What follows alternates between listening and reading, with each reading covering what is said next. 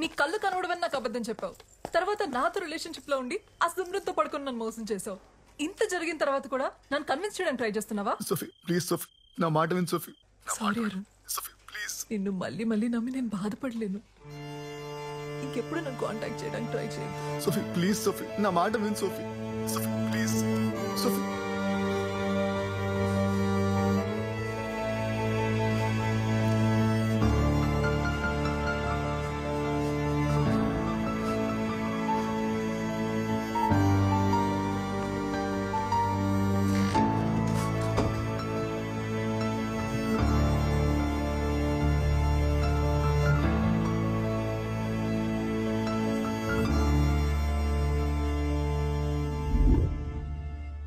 కళ్ళు తీసేటివేంటి? ఎలా ఎలా అంటే గూగుల్లో సెర్చ్ చేస్తే 100 ఆప్షన్స్ దొరుకుతాయి. అందులో ఒకటి అప్లై చేశా. నువ్వేం టెన్షన్ పడకు, వాడికి ఇంకెప్పటికీ కళ్ళు కనపడవు. కళ్ళు కనపడకపోతే ఏంటి, నోరు తెరిచి మాట్లాడగలడు కదా. వాడు మీడియా ముందుకెళ్ళి ఎంక్వైరీ వేస్తే నా ఉద్యోగం పోతుంది, మన ఇద్దరం దొరికిపోతాం. తప్పు చేసావు సిమ్రన్, వాడిని అక్కడే చంపేసి ఉండాల్సింది. నేనేమైనా సీరియల్ కిల్లర్ అనుకుంటున్నావా వరుస పెట్టి అందరినీ చంపడానికి? ఆయన నేను ఫోన్ చేసినప్పుడు రాకుండా నువ్వేం చేస్తున్నావు? మీ ఆవిడ దగ్గర పాద పూజ చేయించుకుంటున్నావా? నా వైఫ్ వాళ్ళ అత్తకి సీరియస్గా ఉందని ఐసీయూలో అడ్మిట్ చేశారంటే వెళ్ళాను సిమ్రన్. నీకు తెలుసు కదా, ఇంట్లో ఉన్నప్పుడు ఇలాంటివి మేనేజ్ చేయడం చాలా కష్టం అని. నీకు కూడా పెళ్ళైందిగా. అది ఒకప్పుడు, నీకంటే వేరేట్లు మంచివాడితో. అసలు ఆ రోజున ఇంటికి గన్ తీసుకుని రావాల్సిన అవసరం ఏమొచ్చింది నీకు? నువ్వు తీసుకుని రాకపోయి ఉంటే సిచ్యువేషన్ ఇంత వర్స్ గా ఉండేది కాదు. సారీ చెప్పి బ్రతమాలాడుంటే మోహన్ నన్ను తప్పకుండా క్షమించేవాడు. నేను చేయగలిగింది చేశా, ఇంకా నువ్వేం చేయగలవో చేయి.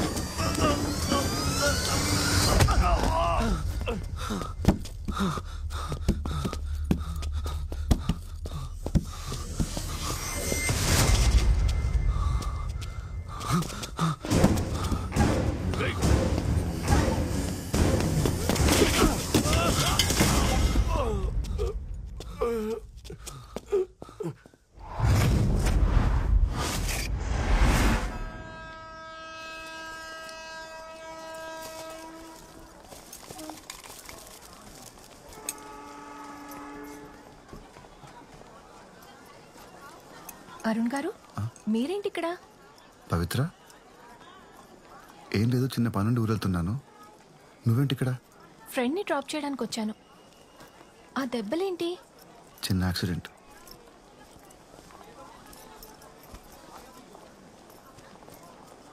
అరుణ్ గారు, మా డాడ్ కేస్ గురించి థింక్ చేస్తుంటే ఇదెవరో మనీ కోసం చేసిన మర్డర్లా అనిపించట్లేదు.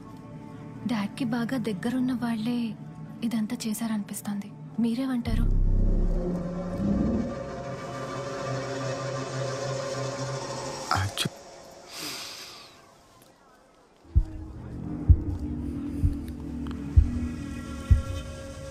అలా ఏం జరుగుండదులే.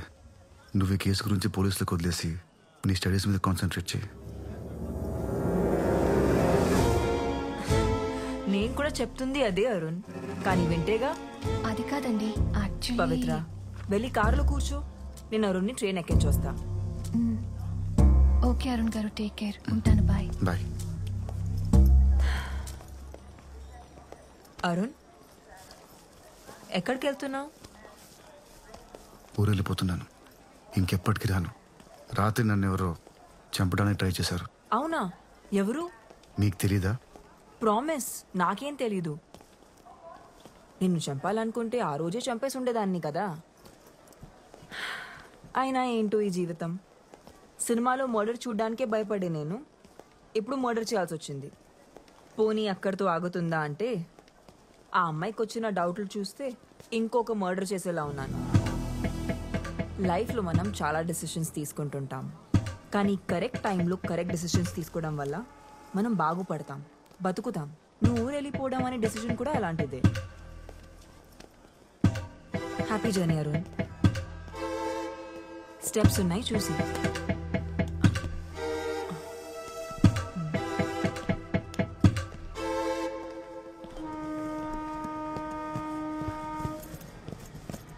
Seat number 38. Excuse me sir, 38 ఇదే 38. Thank you. కూర్చోండి సార్.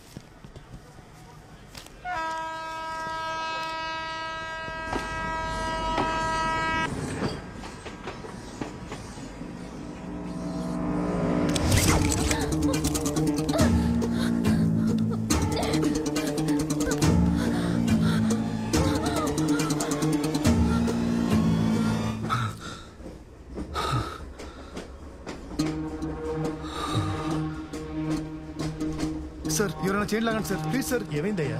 చైన్ లాగండి sir, it's an emergency. Please sir, chain లాగండి.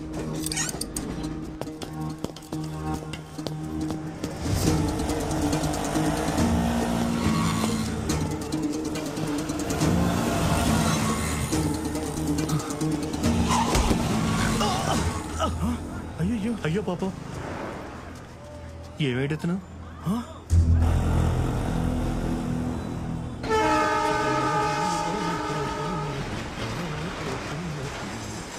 వాళ్ళ కళ్ళలో పోతున్నది.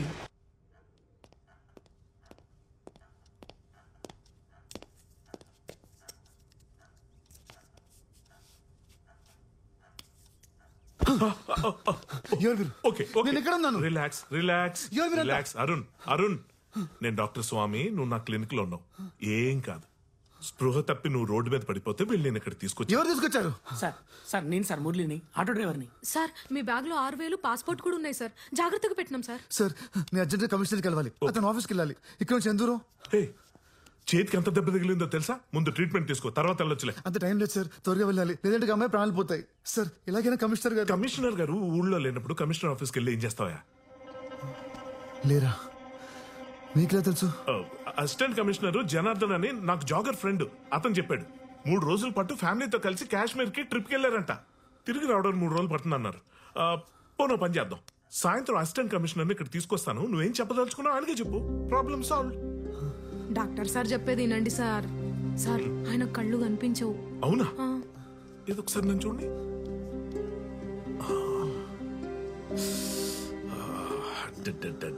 రీసెంట్ గా అయినట్టుంది డ్యామేజ్. ఏం పర్లేదు ఏం పర్లేదు. ఇదిగో ముందైతే నీకు టెట్నెస్ ఇస్తాను. Just relax, okay? ఏది ఒకసారి నీ చేయి చూపి. నీ పిడికిలు బిగించి ఒకసారి. అది వెరీ గుడ్ వెరీ గుడ్. అయిపోయింది అయిపోయింది.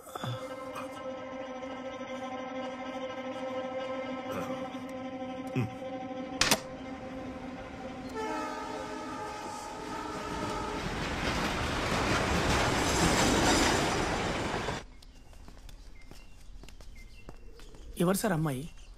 ఆమెను ఎవరు చంపాలనుకుంటున్నారు?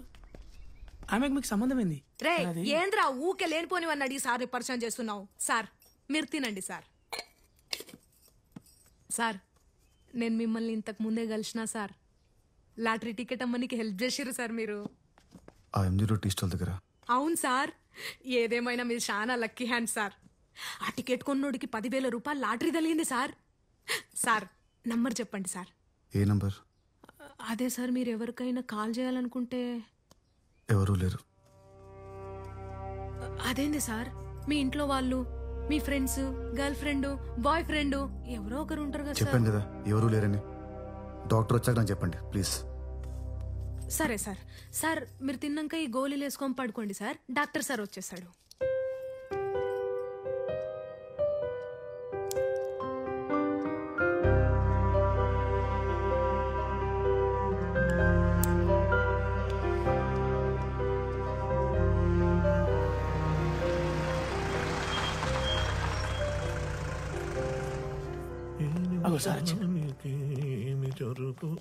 అరే కార్లో నా లగేజ్ ఉంది, వెళ్ళి తీసురా. సరే సార్.